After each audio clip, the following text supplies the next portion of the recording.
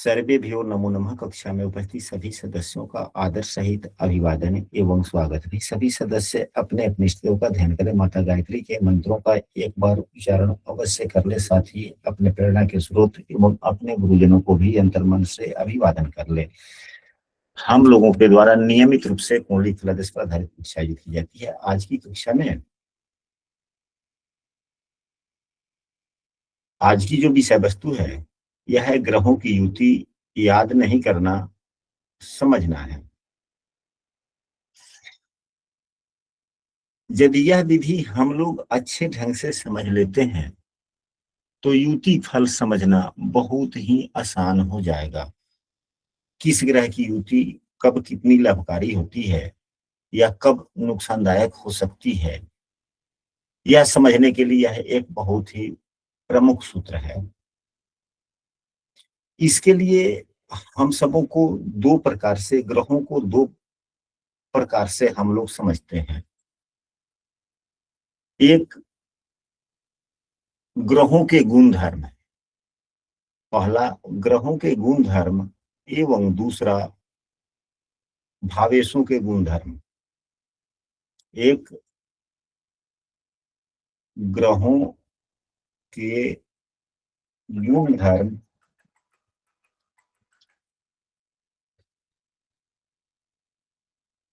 धर्म एवं दूसरा भावेशों के गुण धर्म। भावेशों के गुण धर्म, इस दोनों को यदि हम लोग समझ लेते हैं तो युति फल समझिए कि साधारणतया हम लोग समझ लिए। ग्रहों के गुण धर्म में प्रश्न के आधार पर ग्रहों के गुण धर्म बनते हैं कि प्रश्न किस विषय वस्तु का है, तो कौन कौन से ग्रह का साधर्मिता होता है। अभी कल परसों की ही कक्षा में मंगल ग्रह के, उच्च के मंगल ग्रह पर चर्चा हो रही थी। तो हम लोगों ने यह समझा था कि शनि मंगल को नैसर्गिक शत्रु मानते हैं, परंतु ये सभी ग्रहगण हैं, भगवान विष्णु के अंशावतार हैं, ऐसा हम लोगों ने पुस्तकों में पढ़ा है। ये अपने मूलभूत उद्देश्यों से कभी अलग नहीं जाते। जिसको जो आवश्यकता होती है, यदि जिनके अधिकार क्षेत्र में होता है, उनके शत्रु भी होते हैं तो वे उन्हें प्रदान करते हैं। जैसे मंगल देव, यह सेनापति हैं, इनको नियम की प्रधानता है कि नियम के सहारे कर्तव्यशीलता की इन्हें आवश्यकता है। तो मंगल को शनि अपनी राशि में उच्च का स्थान देते हैं, जिससे मंगल देव का के गुणों में विकास होता है, या समय की पाबंदी या कर्तव्यशीलता मंगल के कार्यों में मिलती है। यहाँ से स्पष्ट होता है कि प्रश्नों के आधार पे भी ग्रहों में अपनी सहधर्मिता होती है। अब प्रश्न यदि विद्या का हो जाए तो बुधदेव, गुरुदेव एवं शुक्रदेव में आपस में सहधर्मिता हो जाती है, क्योंकि ये भी शुभग्रह हैं। और शुक्र क्या है, सारांश निकालने का, निचोड़ निकालने का ज्ञान शुक्रदेव देते हैं। विवेचना का ज्ञान देवगुरु बृहस्पति देते हैं, सीखने के लिए बुध देव होते हैं। तो इस प्रश्न पर दोनों की सहधर्मिता हो गई, परंतु ये दोनों ही चाहे देवगुरु बृहस्पति हो, शुक्रदेव हो, बुधदेव हो, सहधर्मिता हो गया। प्रश्न यदि अलग प्रकार का है तो फिर विसंगतियां भी हो जाती है। जैसे बात अगर प्रेम विवाह का हो तो देवगुरु बृहस्पति खैर उससे अलग नहीं होते, लेकिन एक सामाजिक नियमों के सहारे ही यह आगे बढ़ते हैं, जबकि शुक्रदेव का अलग गुण है। इन बातों में आइए तो बुधदेव क्या है, समग्र है, नपुंसक है। कुछ गुण धर्म इनका अलग बदल जाता है। प्रश्न बदल जाते हैं तो ग्रहों के गुण धर्म भी बदल जाता है, थोड़ा बदल जाते हैं। तो हम सबों को प्रश्नों के आधार पर भी एवं ग्रहों के आधार पर भी गुण धर्मों को समझना होगा, साथ ही भावेशों के गुण धर्मों को भी समझना होगा।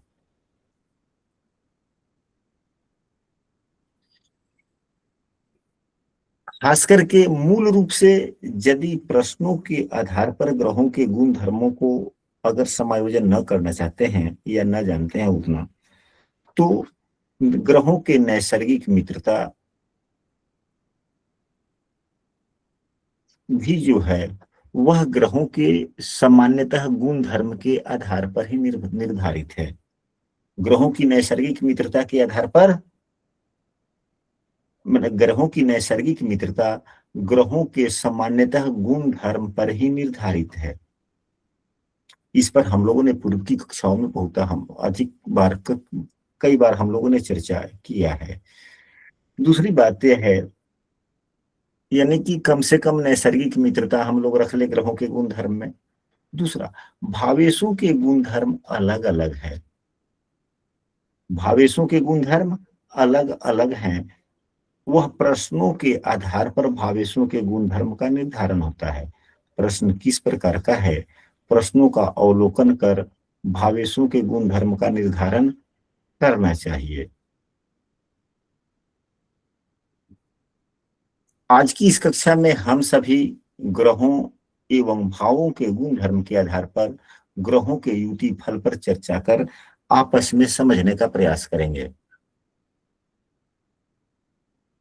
भावेशों के आधार को समझने के लिए भावेशों को श्रेणियों में बांटा जाता है या बांटना चाहिए। भावेशों के कई श्रेणी होते हैं। भावेशों के कई श्रेणी होते हैं। अब एक में पहला त्रिकोण भाव। त्रिकोण भाव में पहला, पांचवा एवं नौवां भाव होता है। दूसरा, केंद्र भाव। केंद्र भाव में तीन भाव आते हैं, चौथा, सातवां, दसवां। हालांकि लग्न भाव को भी, प्रथम भाव को भी केंद्र भाव में लिया गया है। केंद्र भाव का प्रथम भाव त्रिकोण भाव में भी है, यानी कि लग्न भाव केंद्र एवं त्रिकोण दोनों में गणना की जाती है।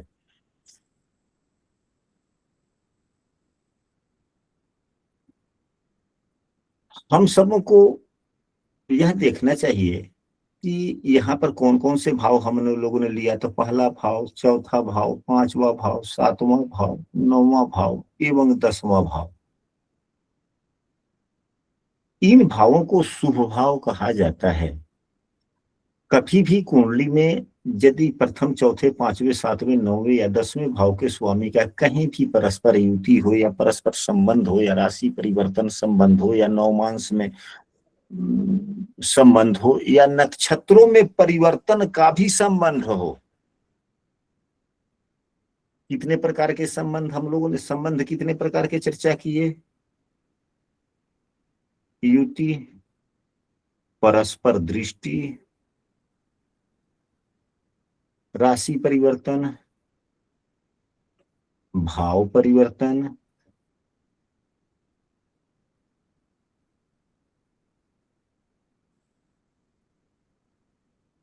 नवांश परिवर्तन, नक्षत्र परिवर्तन। नक्षत्र परिवर्तन भी परस्पर संबंधों में ही आता है। हम लोग जितना समझ पाएंगे कम से कम उतने प्रकार के परस्पर संबंधों को पर चर्चा करेंगे, यानी देख लेंगे। यदि इन भाव के स्वामी का आपस में परस्पर संबंध है तो यह युति सदैव फलदायी होती है। क्या इस उदाहरण कुंडली में क्या कोई परस्पर संबंध है? तो सूर्य बुध का परस्पर संबंध है। बुध देव अष्टमेश एवं एकादशेश है, सूर्य देव दशमेश है। इसमें तो यह नहीं आया। किसी का राशि परिवर्तन है?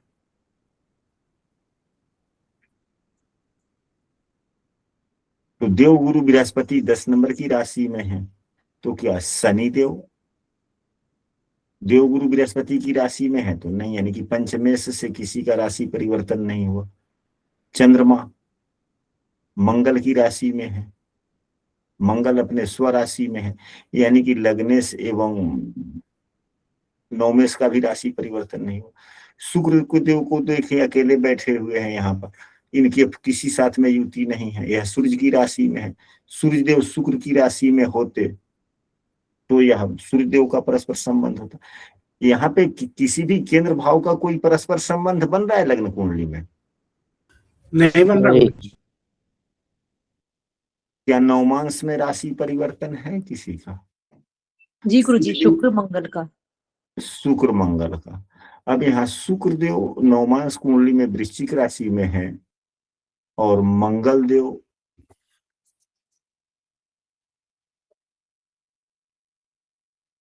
वृषभ राशि में, तो यह वृषभ राशि यहाँ पर हुआ और यह यहाँ पर हुआ, यानी कि लग्नेश एवं सप्तमेश। तो शुक्रदेव सप्तमेश भी हुए और तो इसको जो है खष्टेश एवं द्वादशेश का भी तो राशि परिवर्तन कहा जाएगा ना, क्योंकि मंगल का मूल त्रिकोण राशि छठे भाव में है और शुक्रदेव की 7वीं राशि यहाँ पे। जब भी युति हो तो मूल त्रिकोण राशि की प्रधानता थोड़ा ज्यादा देना चाहिए। हालांकि यह भी राशि परिवर्तन ठीक है, उतना ज्यादा लाभ नहीं देने वाला, तो यह नुकसान नहीं देने वाला। लग्न कुंडली पर में किसी भी ग्रह की मंगल पे दृष्टि क्या है? तो किसी ग्रह की नहीं है, शनि की नहीं है, बुध की नहीं है, सूर्य की नहीं है, शुक्र की नहीं है, गुरु की नहीं है, चंद्रमा की नहीं है। राहु की है तो राहु की पंचम दृष्टि है, तो राहु किसी भी भाव के स्वामी नहीं है। अच्छी बात है। तो यह विपरीत राजयोग भी यहाँ पर बना। चलिए, कहने का मतलब यह है कि यदि इन भावों के स्वामियों का परस्पर अगर संबंध हो जाता है तो यह देखा जाए, किसी भी ग्रह को ले ले। अब यहाँ पर किसी भी ग्रह को लेते हैं, युति बना देते हैं। अब यहाँ पर पंचम भाव एवं यह सप्तम भाव के स्वामी का यदि गुरु शुक्र का अगर संबंध बन जाता है परस्पर, तो यह अति लाभकारक हो गया। अब यह प्रश्न किस आधार को लेकर है? यदि विद्या को लेकर है तब तो यह बहुत अत्यधिक फलदायी हो गया। यदि विद्या को लेकर है तो फलदायी हो गया, अधिक फलदायी हो गया। यह जितने शुभ भाव में बनेंगे उतने ही अधिक फल दे देंगे। अब यह द्वादश शेष भी है, तो यह युति कब फल देगा? बच्चे पढ़ने तो लगते हैं 4-5 वर्षों से ही, 5 वर्ष से लेकर बच्चे पढ़ते चले जाते हैं, समथिंग अबाउट 25 वर्ष तक साधारणतः आदमी पढ़ता है। तो उम्र के किस पड़ाव में यह लाभ देंगे? आप लोगों में से कोई सदस्य बतला सकता है? महादशा अंतरदशा में गुरुजी। अगर महादशा अंतरदशा अगर उम्र के 12 वर्ष से पहले अगर मिली हो तो क्या लाभ देगा? नहीं देगा। क्यों नहीं देगा? वो तो पढ़ने की उम्र है गुरुजी, उसने तो अभी शुरुआत ही करी है पढ़ाई उसने। हाँ, तो फिर पढ़ने में मन लगना, यह मन लग जाएगा। पंचम भाव का स्वामी है ना, यहाँ तो सीखने की बात आती है ना जी। तो सीखने की बात आती है, तो सीखने के प्रति क्या ललक, अगर मान लीजिए कि 12 वर्ष के ही आयु में अगर शुक्र की अंतरदशा चली, गुरु से संबंध परस्पर युति बना लिए हम लोग, तो हो गए, तो क्या पढ़ने में मन लगेगा? बिल्कुल नहीं लगेगा। जब यही बालक का उम्र 15-16 वर्ष से अधिक हो जाएगा फिर पढ़ने में मन लगेगा, शुक्र की दशा में, उससे पहले नहीं। कारण क्या है? तो शुक्रदेव सप्तमेश भी हैं, तो शुक्रदेव द्वादशेष भी है, 12वें भाव का फल यह ज्यादा देंगे। तो 12वां भाव घर से बाहर का होता है, तो जो ही यह लड़का घर से बाहर रहकर पढ़ना शुरू करेगा या बाहर के विद्यालयों से इसका जुड़ाव होगा, तो 12वें भाव का भी फल शुक्रदेव को मिलने लगा, तो यह युति थोड़ी फलदायी ज्यादा हो जाएगी। अगर यही गुरु शुक्र गुरु एवं शनि का परस्पर संबंध हो जाता, यदि देवगुरु यहीं पे हैं, शनि से संबंध अगर हो जाए, शनि देव यहाँ पर बैठे हों, तो यह चौथे भाव एवं 5वें भाव के स्वामी का संबंध बना, तो यह हमेशा फल देंगे। यह क्या देंगे? जब जब इनकी दशा चाहे किसी भी आयु में आएगी, हमेशा फल देंगे, क्योंकि शनि देव की मूल त्रिकोण राशि चौथे भाव में ही है। तो चौथे भाव का यह फल देंगे, तब चौथा भाव मन लगने का है, 5वां भाव पढ़ाई का है, सीखने का है, तो यह हमेशा लगातार कंटिन्यूटी देंगे, चाहे किसी भी उम्र में शनि गुरु की महादशा। कर्तव्यशीलता देंगे, परंतु फिर भी यह ज्यादा उतना लाभकारी नहीं होगा जितना गुरु शुक्र की युति होगी, क्योंकि ये दोनों शुभ ग्रह भी हैं और दोनों विद्या के कारक भी हैं।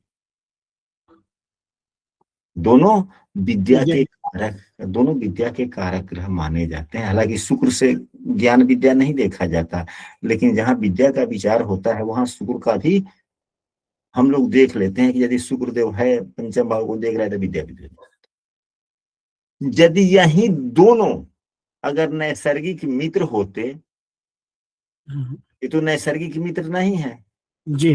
अगर यही 4 नंबर की राशि यहाँ होती, 5 नंबर की राशि यहाँ होता, सूर्य चंद्रमा की युति होती, या सूर्य चंद्रमा, सूर्य यहाँ पर होते, चंद्रमा यहाँ पर होता,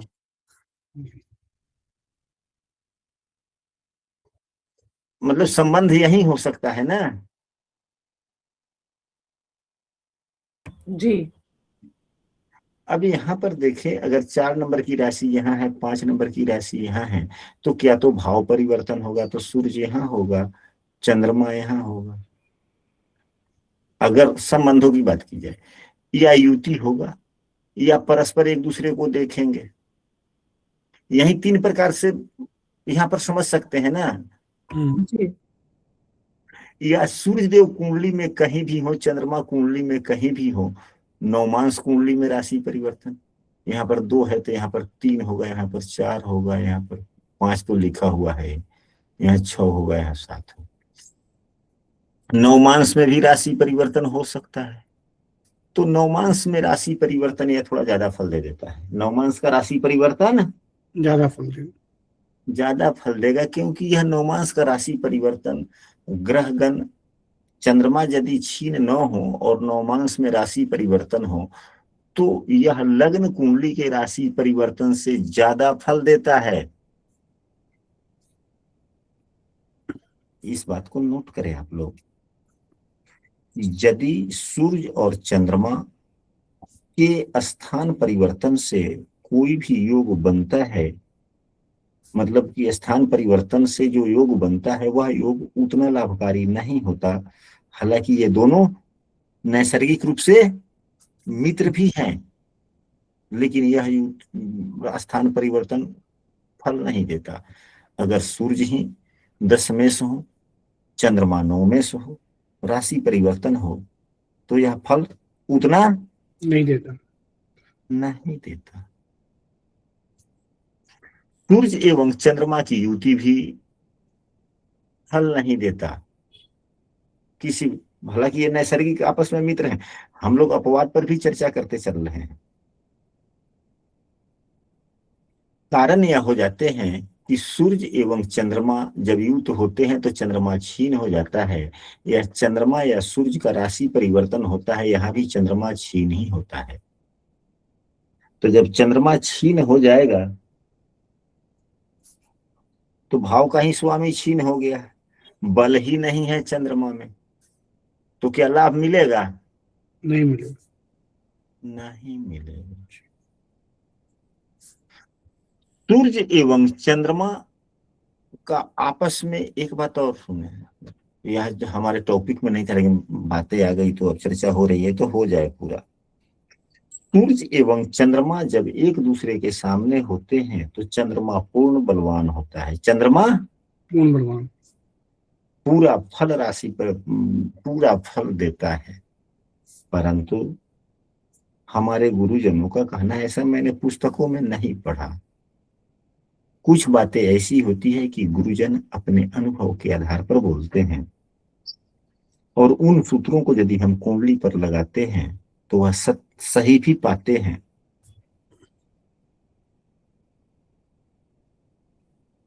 हो सकता है कि आज के नई जमाने के पुस्तकों में नए नए लेखक लोग लिखते हैं, हो सकता है कहीं यह बातें लिखा हो गया, लेकिन हम तो पौराणिक पुस्तक में हमने नहीं देखा पड़ा। तो अब यहाँ पर एक जो हमने यहाँ पर उदाहरण दे दिया कि सूर्य देव लग्न में है, रुके कुंडली साफ करते हैं, बहुत अधिक हो गए।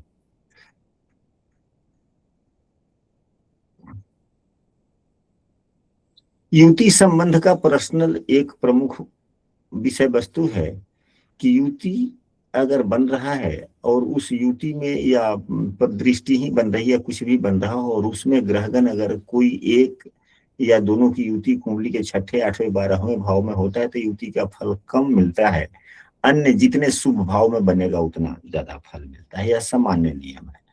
अब यहाँ पर हम लोगों ने देखा कि यदि यहाँ पर 4 नंबर की राशि, यहाँ 5 नंबर की राशि है, सूर्यदेव यहाँ हो गए, चंद्रमा यहाँ हो गए, या दूसरा कंडीशन यह हो सकता है कि चंद्रमा यहाँ होगा, सूर्य यहाँ होगा ना जी। तो फिर इसमें ज्यादा फलदायी कौन हो जाएगा? दोनों ही स्थितियों में पूर्णिमा का चंद्रमा।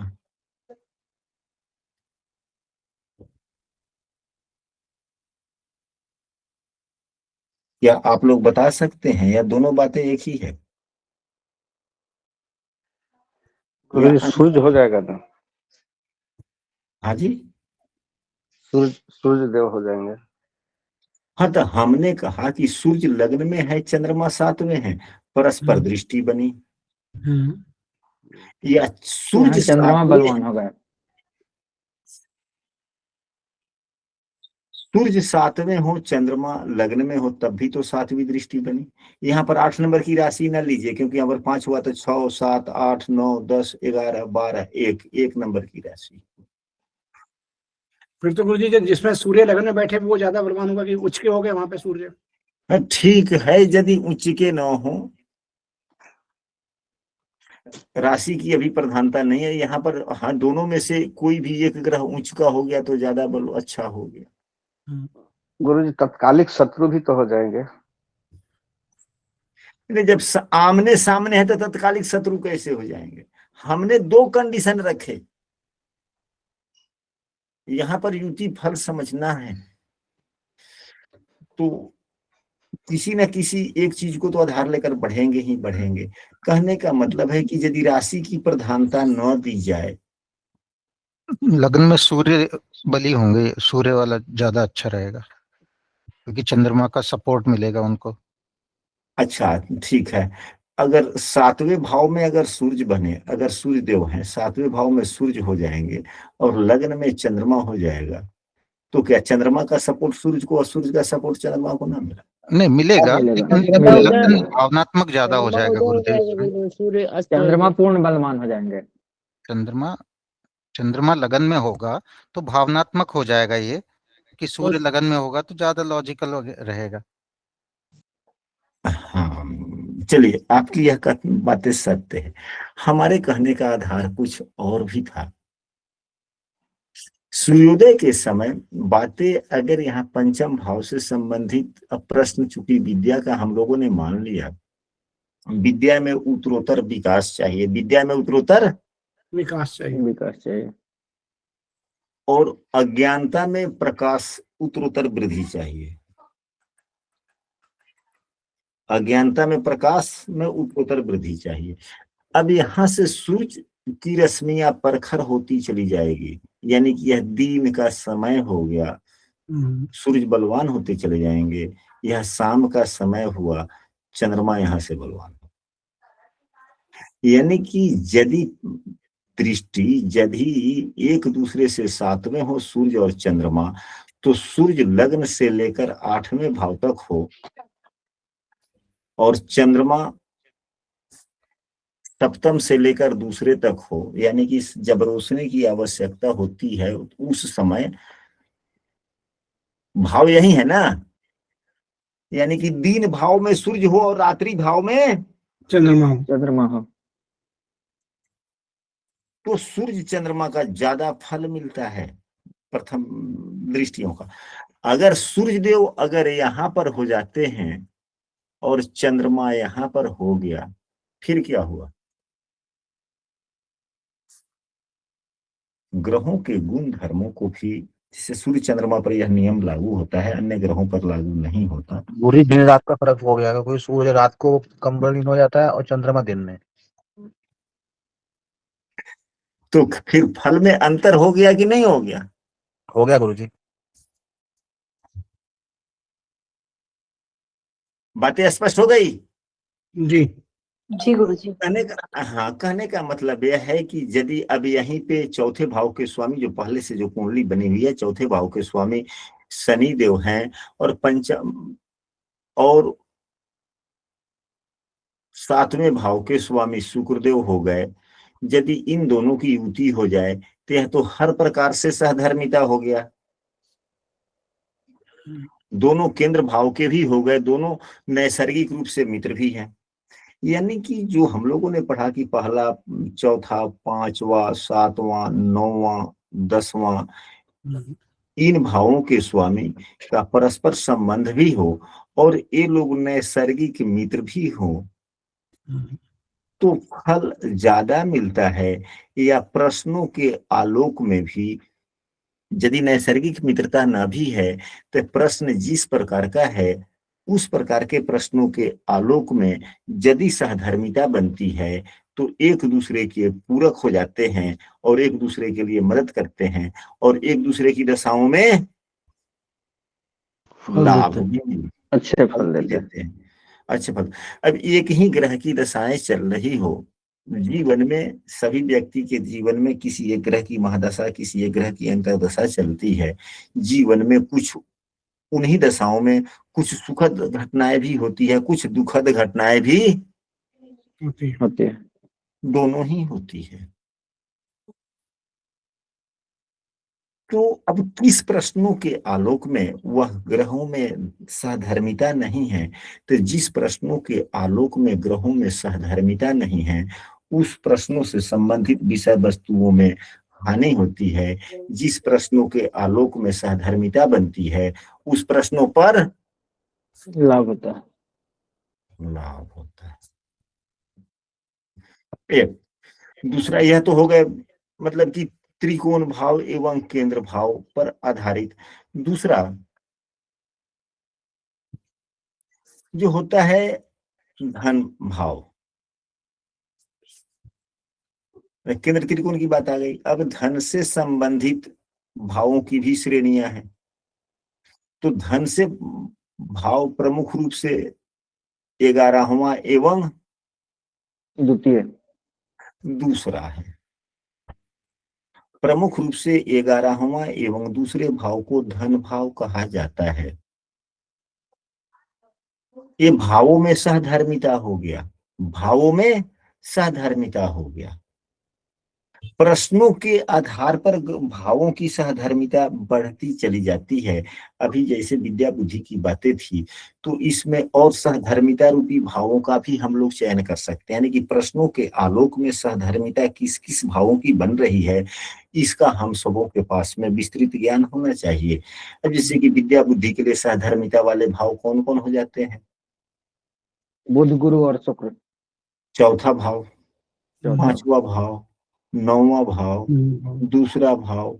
जब हायर एजुकेशन काफी बढ़ जाए तो 8वां भाव।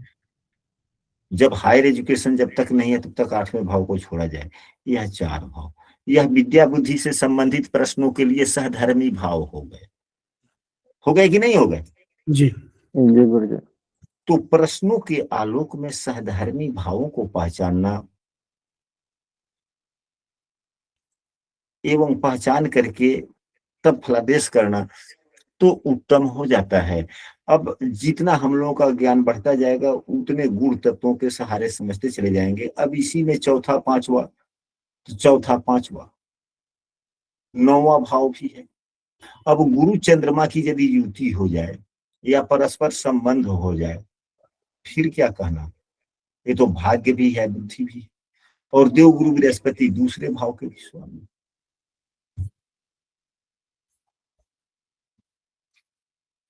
तो विद्या बुद्धि काफी बढ़ जाएगी कि नहीं बढ़ जाएगी? जी जी गुरु जी बढ़ जाएगा। काफी काफी बढ़ा। और वैसे भी केंद्र त्रिकोण के भावों के स्वामियों के संबंध से जो योग बनता है उसे महान संभावनाओं वाला योग हमने कई बार चर्चा भी किया। चलिए जाने दीजिए, रही प्रश्न पर आते हैं। प्रमुख रूप से धन भाव ये कहे जाते हैं, परंतु इनके सहधर्मी भाव कौन कौन से हो जाते हैं? पांचवा भाव भी सहधर्मी भाव होता है, 10वां भाव भी सहधर्मी भाव होता है, 9वां भाव भी सहधर्मी भाव होता है, क्योंकि यह भाग्य है, यह कर्म है, यह विवेक है।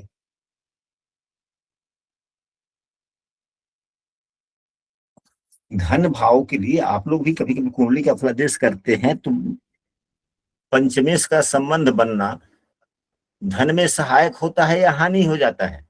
सहायक बनता है ना, सहायक सहायक होता है। सहायक होता है। तो यह धन के लिए सहधर्मी भाव हो गए। यदि इन सहधर्मी भावों के स्वामियों का आपस में परस्पर युति हो और ग्रह गण भी नैसर्गिक रूप से भी अगर मित्रता हो, तो भावेशों के आधार पर भी सहधर्मिता बनी एवं नैसर्गिक गुण धर्मों के आधार पर भी सहधर्मिता बना, तो यह युति ज्यादा फलदायी होगा या नुकसानदायक हो जाएगा? फलदायी होगा। ज्यादा फलदायी होगा। ज्यादा फलदायी है। प्रश्न यदि मेहनत का हो, किसी कार्य की सफलता या असफलता का हो, तो उपचय भाव की सहधर्मिता बन जाती है। तीसरा, छठा, 10वां और 11वां, 10वां एवं 11वां। यदि कोई व्यक्ति फिजिकल वर्क या मानसिक वर्क यानी कि ज्यादा करता है, तो यदि इन उपचय भावों के स्वामियों का परस्पर संबंध हो जाए, जैसे तीसरे एवं छठे भाव के स्वामी या तीसरे 10वें भाव के स्वामी या तीसरे 11वें भाव के स्वामी या छठे 11वें भाव के स्वामी या छठे 10वें के स्वामी का या 10वें एकादश का, तो भी लाभ होता है। इनकी युति अपनी दशा में, मतलब दशा का युति या परस्पर संबंध का मतलब होता है कि एक की महादशा और दूसरे की अंतर्दशा अंतरदशा में ये भी काफी लाभ देते हैं। लेकिन उपचय भाव के स्वामियों का कहना है कि करोगे 1 रुपया का काम तो देंगे 75 पैसा। उपचय भाव के फलों को समझे। उपचय भाव का फल बहुत ही उत्तम होता है। इसके फल को यदि व्यक्ति समझ लिया और फलादेश किया, तब तो फिर समझिए कि बहुत ही अच्छी बात हो जाती है। उपचय भाव के स्वामी बोनस देते हैं। उपचय भाव के स्वामी बोनस देता है। बोनस देते हैं। कब देते हैं? यदि एक उपचय भाव के स्वामी की दशा चल रही हो, दूसरे उपचय भाव के स्वामी की अंतरदशा चल रही हो, आप काम करेंगे अगर 100 रुपये का, आपको आय होगी 75 रुपये का, 25 रुपये आपका बैलेंस हो गया। 25 रुपया बैलेंस होगा। बैलेंस है। बैलेंस हो गया। जिसको नौकरी वगैरह में क्या कहते हैं कि यहाँ पेमेंट में से पैसे कट के जमा हो जाना, बाद में रिटायरमेंट के समय में मिलना, उसको क्या कहते हैं? पीएफ में या किसी चीज में कट जाते हैं पैसे। पेंशन के लिए हाँ, जो भी Incentive. कहें, जो भी कहें। तो जितने दिन इनकी दशा महादशा चलती है उतने दिन तक यह परिश्रम करवाते हैं, ज्यादा थकाते हैं, एवं आय से जितनी आय होनी चाहिए उससे कम आय होता है। और बाद में जब ही इनकी दशा समाप्त होने वाली होती है, मतलब कि महादशा समाप्त हो रही हो, चाहे इनकी में से किसी एक की अंतर्दशा जो है, अंतर्दशा समाप्त हो रही हो, तो जब ही अंतर्दशा समाप्त होने को होगा, यह जो जितना आपने जमा कर दिया या हो गया है वह एकाएक दे देते हैं। क्या करते हैं? एक दे देते हैं। एक देते हैं, यानी कि काफी थकाने के बाद में यह भाव थकाते भी हैं, और व्यक्ति थक के रुक गया तो नुकसान हो गया। तो कहने का मतलब हमारे गुरुजन कहते हैं कि जब एक उपचय भाव के स्वामी की महादशा हो, दूसरे उपचय भाव के स्वामी की अंतर्दशा चल रही हो, तो जो काम चल रहा है हल्का नुकसान नहीं हो रहा है, भले लाभ आय कम हो रही हो, हमें काम से विमुख नहीं होना चाहिए, काम करते रहना चाहिए, भविष्य में अच्छा लाभ होना शुरू हो जाता है। तो यह तो हुआ उपचय भाव के स्वामी, परस्पर उपचय भाव के स्वामी का आपस में परस्पर संबंध हो, युति हो, दृष्टि हो, तो उनकी दशाओं में थोड़ी मेहनत ज्यादा होती है, लाभ कम होता है, परंतु अंततोगत्वा काफी ज्यादा अच्छा होता है। लाभ दे देता है। तो यह तो हुआ साधारणता। दूसरी वाली बात, एक होता है समस्या वाला भाव।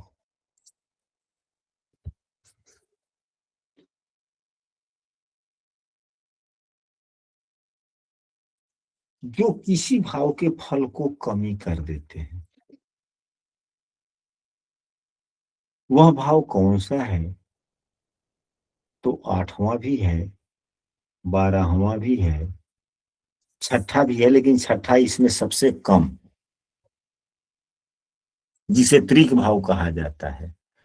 इनका संबंध जिस भाव के स्वामी से बन जाता है, इनका संबंध जिस भाव के स्वामी से बन जाता है, ये अपनी दशाओं में उस भाव के फलों को कमी करते हैं। अब यहां पर देखा जाए, यह तीसरे 8वें भाव के स्वामी 10म भाव के स्वामी के साथ में युक्त हैं और भाग्य भाव में ही हैं। जब बुध की महादशा में सूर्य की अंतर्दशा या सूर्य की महादशा में बुध की अंतर्दशा चलेगी, कार्यों में समस्याएं आना शुरू हो जाएगा। यानी कि ये बीमारी, और जब समस्या आएगी तो लंबे दिनों तक जाएगा, वह समस्या कुछ दिनों के लिए नहीं होगा। दशा भले समाप्त हो जाए, दशा के बाद में भी कुछ समस्याएं रहेंगी और उसको सुधारने में बारीक काफी समय लग जाता है। कभी कभी ऐसा होता है कि अष्टम भाव की दशाएं के स्वामी की दशा चलती है और जो समस्याएं व्यक्ति के जीवन में आ जाती है, जिस भाव से संबंधित उनका संबंध बन रहा है, तो उसको सुधारने में काफी मेहनत होता है। काफी लंबे दिनों के बाद में वह स्थितियां सुधरती है।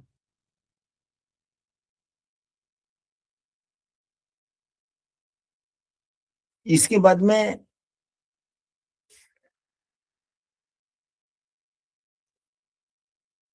सुख भाव,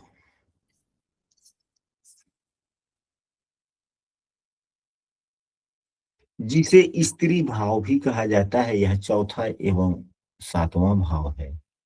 यदि इन दोनों स्वामियों की परस्पर संबंध हो, 7वें एवं चौथे भाव के स्वामी का, तो यह जीवन में सुख को बढ़ाते हैं, जीवन में सुख को बढ़ाते हैं, भौतिक सुखों को काफी बढ़ाते हैं। यदि 7वें एवं चौथे भाव के स्वामी में नैसर्गिक मित्रता हो, तो यहां भी नैसर्गिक मित्रता हो गया शुक्र एवं शनि में, एवं भावों के आधार पर भी सहधर्मिता है, भावों के आधार पर भी सहधर्मिता हो गया, क्योंकि यह भी सुख है, चाहे पुरुष की कुंडली हो तो उसके पत्नी, स्त्री, और उसका यह माता। अगर महिला की भी कुंडली है तो यह भी तो सुख ही है, 7वां भाव तो सुख ही है, वैवाहिक सुख का है, और यहाँ भी माता, यानी कि यह भाव पत्नी का हुआ, यह माता का हुआ, दोनों स्त्री भाव हो गए। तो भावों के आधार पर माता से भी सुख मिलता है, घरेलू सुख, जीवन साथी से भी सुख मिलता है, तो दोनों सुख भाव हुए या नहीं हुए? भावों में सहधर्मिता हो गई कि नहीं हो गई? कहने का मतलब यह है, आज की कक्षा में हम यह कहना चाह रहे हैं कि जो युति के बारे में चर्चा हुई, ठीक है,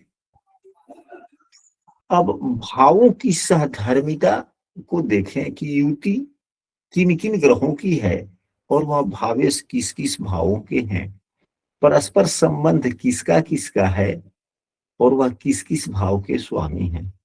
तो इस उदाहरण कुंडली में किस किस प्रकार के यहाँ पर जो संबंध बन रहे हैं, तो एक तो एकादशेश एवं दशमेश की युति हुई, एकादशेश एवं दशमेश की,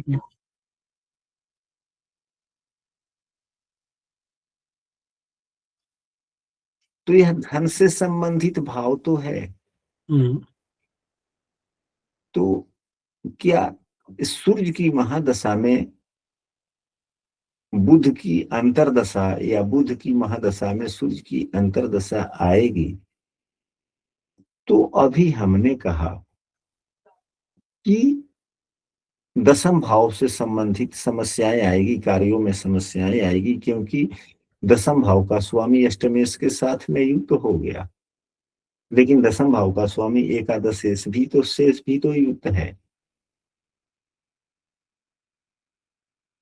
यह समस्या कहाँ देगा? समस्या देना तो तय है। तो यदि अब कार्यों में समस्या, यही बुध दोनों ही भाव के स्वामी हैं और बुध के द्वारा ही कार्यों में समस्या आ जाएगा, तो क्या फिर यह लाभ देंगे? आय होगा? आय ही नहीं होगा। जबकि दशमेश एवं एकादशेश की युति है, तो बुध का भी काम है कि आय को देना, बुध का ही काम है। और व्यक्ति काम नहीं करेगा तो आय कहां से होगा? तो क्या आय से संबंधित नुकसान होगा? नहीं नहीं होगा, लेकिन फिर कुछ ना कुछ समस्याएं देंगे।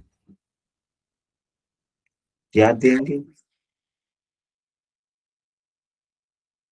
तो पंचम भाव, हाँ, पंचम भाव से संबंधित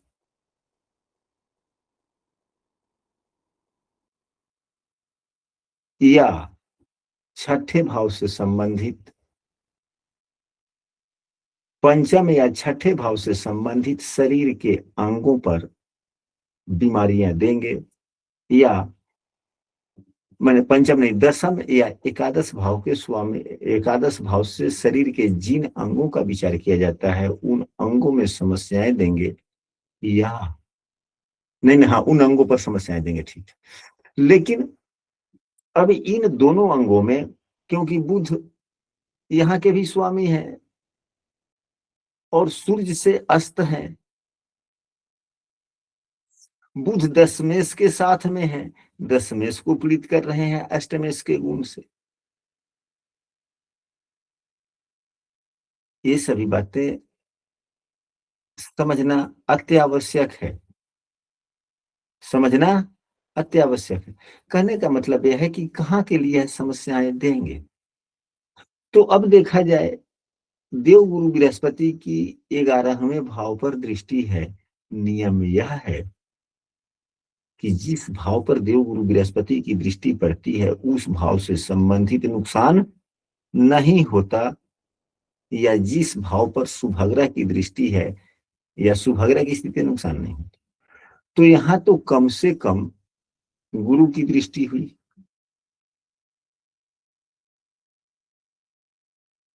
गुरु बुध का परस्पर संबंध भी है। अब देखा जाए तो यह भाव कुछ शुभ हुआ। फिर दशम भाव को देखें कि यहाँ पर शुक्रदेव बैठे हुए, यह भी शुभ अग्रह है, लेकिन ये सप्तमेश मार्केश भी हैं और यह द्वादशेश भी हैं, यानी कि अस्पताल भाव के भी स्वामी, यानी कि बुरे फलदाता हो गए। और शत्रु राशि में बैठे हुए हैं, यह भाव थोड़ा खराब हुआ। इस राशि पर, पांचवी राशि पर जहां राशि पड़ी हुई है, शनि की तीसरी दृष्टि भी पड़ी। तो दोनों में से कौन सा भाव खराब हो गया बीमारी के लिए? दशम। दशम खराब हुआ।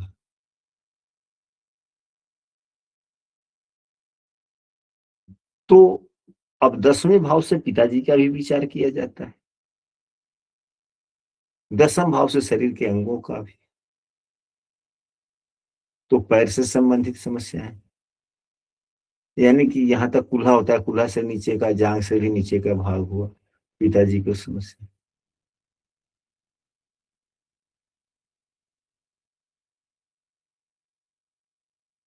तो जब बुध की अंतर्दशा चल रही थी, इनके पिताजी का तबीयत बहुत ही खराब हुआ था। इनके पिताजी का तबीयत बहुत खराब हुआ था। तो यह वाली बातें हुई। और आय इनके ठीक ठाक हो रहे थे, आय अच्छी थी, आय काफी अच्छा वृद्धि हो रहा था, जितने आय होने चाहिए उससे अत्यधिक आय हो रहा था। यानी कि यहाँ का मूल त्रिकोण राशि का ज्यादा फल दे दिया, 10वें सूर्य का भाग्य भाव, भाग को बढ़ाया, आय को बढ़ाया। तो हम सबों को ग्रहों की युति के फल को भी अच्छे ढंग से समझना चाहिए, प्रश्नों के आलोक में भावों की साधर्मिता को पहचाने और फिर युति फल निकालें।